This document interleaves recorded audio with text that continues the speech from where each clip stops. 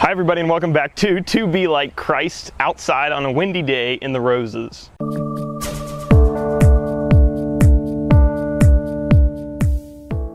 You have heard that it was said to those of old, "You shall not murder, and whoever murders will be liable to judgment. But I say unto you that everyone who is angry with his brother will be liable to judgment. Whoever insults his brother will be liable to the council, and whoever says, 'You fool,' will be liable to hellfire.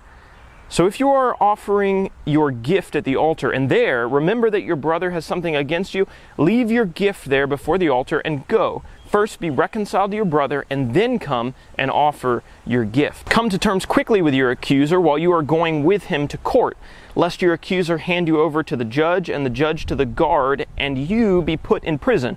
Truly I say to you, you will never get out until you have paid the last penny." It was an obvious sin under the old law to murder your brother. But Jesus takes it a step further here, and he wants to deal with their hearts, not just their outward actions. What ultimately leads to murder is harboring in your heart anger and resentment and hatred, and that's what Jesus is trying to get rid of. He wants to deal with the roots of the problem. And he says that even if those roots are present, there may be nothing on the surface, nothing that's visible to other people, but if those roots are present and you allow them to grow and to grab on and to be nourished, then you can actually be brought in judgment for those things. He goes on to talk about when they offer their sacrifices, and he says, if you go to offer your sacrifice and you remember that your brother has something against you, or you offended him, or he's angry at you, or you sinned, or whatever, then before you offer your sacrifice, go to that brother and resolve the problem, and then come back and offer to the Lord.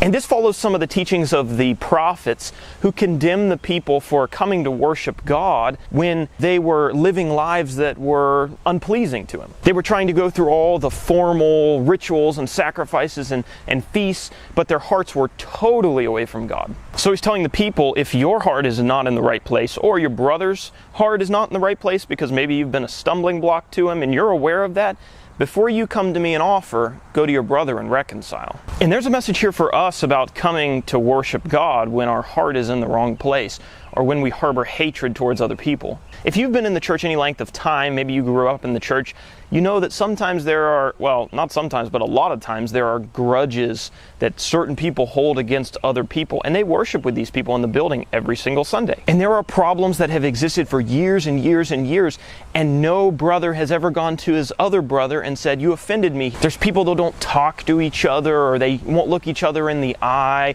or they won't treat somebody the way that they should because of something that happened maybe yesterday or maybe 10 years ago. We should be very careful if we fall into one of those two categories, because God here is saying, if your heart's not right, then your worship isn't right. You may go through all the formal acts and do everything the way that you should, but if what's going on in here is incorrect, then we have problems.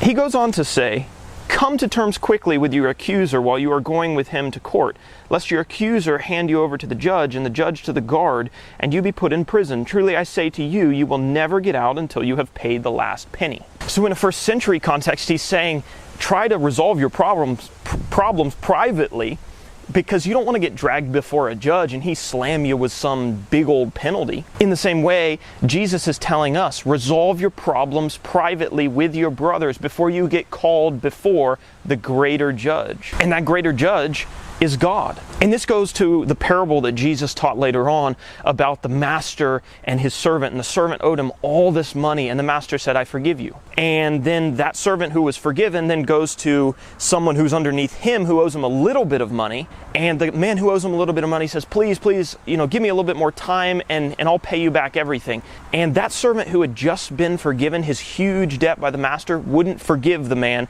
who owed him just a little. And ultimately the unforgiving servant gets thrown into prison and is told that he has to pay every penny of his debt to get out. The lesson is, don't go before God with your quibbles with your brothers, having not forgiven them. I would be afraid to stand before God, asking Him and begging Him for grace and for forgiveness for all the things that I've done wrong to Him, and then him retorting back to me and saying, but wait a second, you couldn't forgive your brother or the man you sat in the pew next to in church every Sunday, or your sister, because they had some small offense against you? Why should I give you my grace? And that's a scary thought when we think of how prevalent that is sometimes in the church. So Matthew chapter 5 here gives us a few lessons on forgiveness. Not only how it affects worship, but also how it may affect one day when we stand before God in judgment and ask for His grace. If you like, comment, and subscribe to this channel, I will give you this beautiful dying rose.